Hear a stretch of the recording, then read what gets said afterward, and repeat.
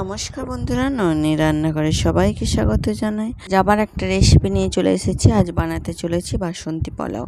বানানোর জন্য লাগছে আমাদের এখানে বাসমতি চাল। আমরা 300 গ্রাম চালটাকে একটা কাপের মাপে আমরা নিয়ে নিয়েছি এবং ভালো করে পরিষ্কার করে ধুয়ে নিয়েছি এবং একটি ডিশের মধ্যে আমরা চালটাকে মিলিয়ে দিয়েছি।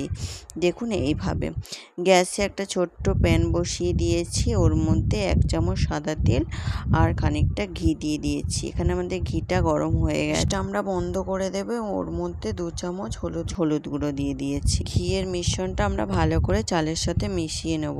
কালারের জন্য আমরা এখানে হলুদ ব্যবহার করেছি, আপনারা চাইলে ফুড কালারও ইউজ করতে পারেন। ওর মধ্যে আমরা দিয়ে দিচ্ছি আদা বাটা আর লঙ্কা বাটা দিয়ে ভালো করে মিশিয়ে নেব। এরপর কড়াতে সামান্য তেল দিয়ে দারচিনি, লবঙ্গ, এলাচ, তেজপাতা ফোড়ন দিয়ে দেব। এখানে আমাদের ফোড়নটা দেওয়া হয়ে গেছে। এর মধ্যে আমরা কাজু আর কিশমিশটা দিয়ে অল্প ভেজে নেব। এরপর আমরা সেই মাখিয়ে রাখা চালটাকে দিয়ে অল্প পরিমাণে ভেজে নেব। আপনারা বুঝতেই পারবেন যে আমাদের এখানে ভাজাটা হয়ে গেছে। এরপর জলের পালা। জলটা দিতে হবে আমাদের বুঝে শুনে, কারণ 1 কাপ চালে আমরা 2 কাপ জল দেবো। এখানে আমরা 2 কাপ চাল দিয়েছি, তাই 4 কাপ জল দিয়েছি।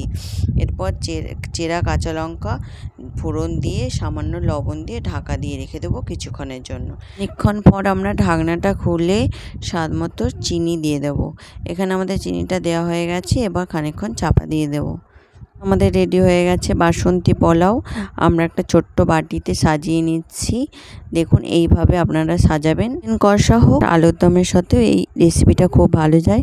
তো আজকে আমার এই রেসিপিটা ভালো লাগলে অবশ্যই একটা লাইক করবেন, সাবস্ক্রাইব করবেন, শেয়ার করতে ভুলবেন না এবং অবশ্যই বাড়িতে তৈরি করবেন। তো বন্ধুরা ভালো থাকবেন, আমার পাশে থাকবেন। ধন্যবাদ।